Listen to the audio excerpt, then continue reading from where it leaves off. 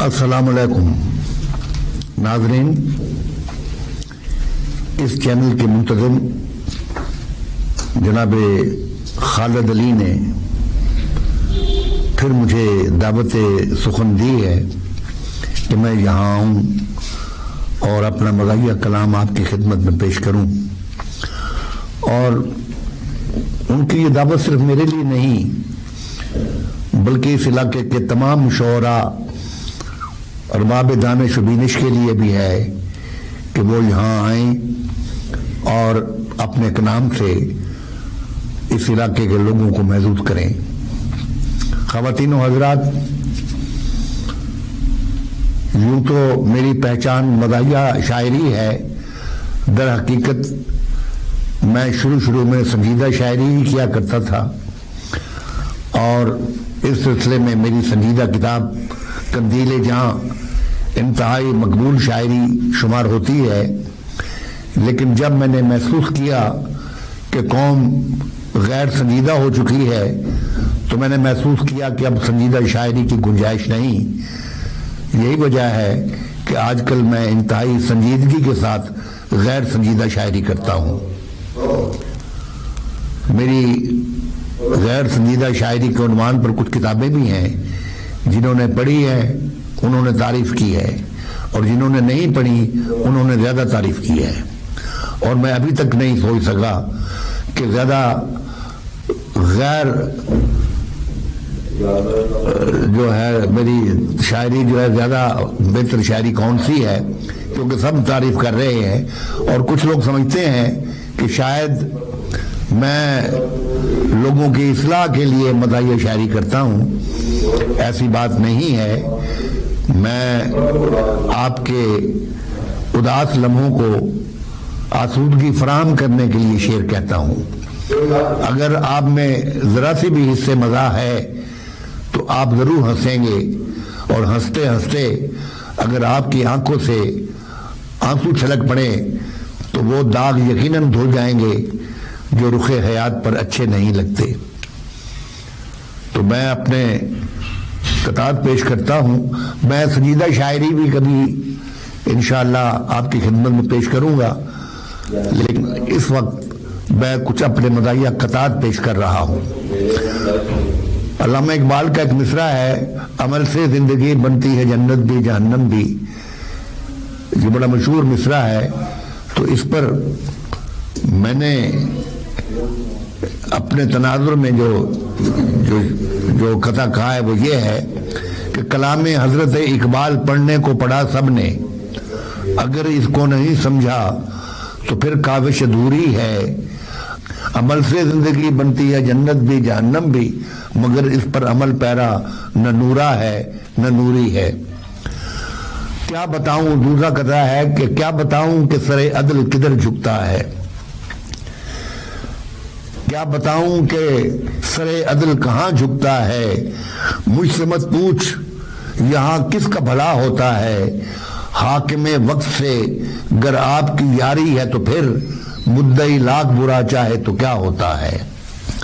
قطع پیش کرتا ہوں کہ یہ ایک علامہ اقبال کا مشہور شعر ہے کہ جس کھیت سے دہقاں کو میسر نہ ہو روزی، اور کھیت کے ہر خوشہ گندم کو جلا دو. میں نے کہا ہے کہ ہر آن مقدر سے مناسب نہیں شکوا، ہر آن مقدر سے مناسب نہیں شکوا. دل میں ہے اگر عزم تو کچھ کر کے دکھا دو. اس کھیت سے گر تم کو میسر نہیں روزی، بہتر ہے یہاں کوئی پلازا ہی بنا دو. پھر قطع پیش کرتا ہوں. محبت دونوں جانب ہے، محبت دونوں جانب ہے، ولیکن مدعا دل کا میں کیسے اس کو سمجھاتا، وہ کیسے مجھ کو سمجھاتی. ہماری بالمشافہ گفتگو ہو بھی تو کیسے ہو، وہ اردو سے نا واقف مجھے انگلش نہیں آتی. اور زندگی میں اس قدر بے چارگی اچھی نہیں، زندگی میں اس قدر بے چارگی اچھی نہیں. دل میں ہر دم جذبہ تدبیر ہونا چاہیے. صاحب توقیر ہونے سے تو کچھ ملتا نہیں، آدمی کو صرف چمچہ گیر ہونا چاہیے. اور ایک بڑا مشہور مصرع ہے، بڑا شعر بڑا مشہور ہے کہ انہیں پتھروں پہ چل کر اگر آ سکو تو آؤ، میرے گھر کے راستے میں کوئی کہکشاں نہیں ہے۔ میں نے کہا کہ کہیں خاردار بوٹے،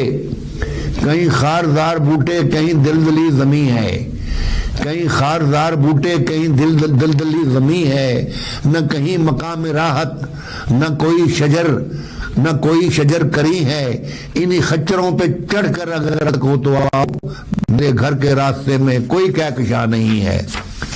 اور پھر قطع پیش کرتا ہوں کہ اب سوچتا ہوں میں نے محبت میں کیا لیا، یہ دل ہے قرار تو آنکھیں سوالیاں، اور جب میں نے اس کی دید کو مقصد بنا لیا، میرے رقیب نے میرا چشمہ چرا لیا۔ اور پیش کرتا ہوں کہ چور جب پکڑا گیا گھر میں تو شاعر نے کہا، وہ شاعر کا گھر تھا اور چوری کرنے والا جب آیا تو اس کو نہیں پتا تھا کہ یہ چور کا گھر ہے، تو یہ وہاں قطع پیش کیا، مکالمہ ہے مالک مکان کا اور چور کا۔ چور جب پکڑا گیا گھر میں تو شاعر نے کہا، آؤ تم کو ہم نئی غزلیں سنانے لے چلے۔ چور جب پکڑا گیا گھر میں تو شاعر نے کہا، آؤ تم کو ہم نئی غزلیں سنانے لے چلے۔ چور نے ہنس کر کہا، میں اتنا پاگل تو نہیں، اس سے بہتر ہے کہ مجھ اب تھانے لے چلیں۔ کہا شوگر کے ایک بیمار نے اپنے مسیحا سے،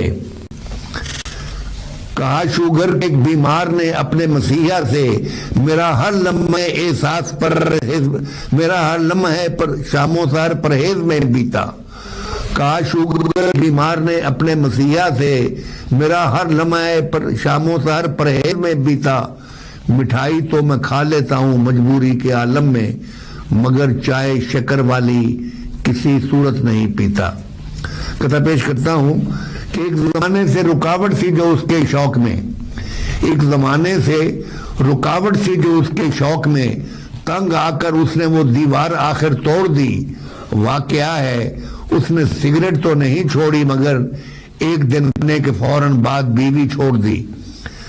اور اتنی سردی پڑی ہے ان دنوں، تو اس پر میں نے کہا ایک مصرع ہے مصطفیٰ زیدی کا کہ میں کس کے ہاتھ پہ اپنا لہو تلاش کروں، تمام شہر نے پہنے ہوئے ہیں دستانے۔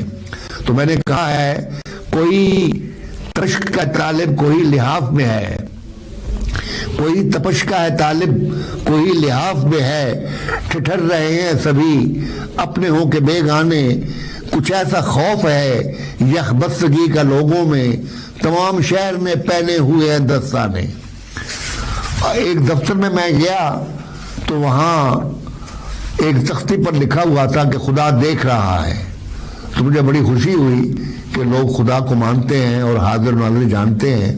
لیکن جب باہر آ کر میں نے کوئی تھوڑا سا سروے کیا تو معلوم ہوا کہ یہاں دوسرا کام ہوتا ہے۔ تو میں نے قطع کہا ہے کہ ایک سائل مجبور نے رشوت کا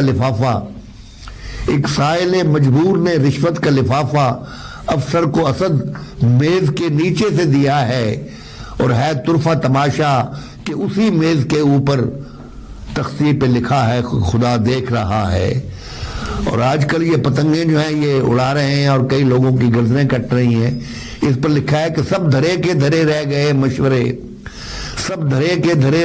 مشورے، اپنی ضد پر مگر نوجوان ڈٹ گئے، ایک تہوار یوں بھی منایا گیا، کچھ پتنگیں کٹی کچھ گلے کٹ گئے۔ اور جس سے مرحوم کی تدفین کا خرچہ کم ہو، یہ کفن دفن کا، جس سے مرحوم کی تدفین کا خرچہ کم ہو، ایسا نسخہ کوئی بازار سے لا دے مجھ کو، جتنی اجرت کسی مزدور کو ملتی ہے یہاں، اتنے پیسوں میں کوئی مر کے دکھا دے مجھ کو۔ اور آخری قطعہ ہے کہ سمجھتا ہے خدا اس پر ہے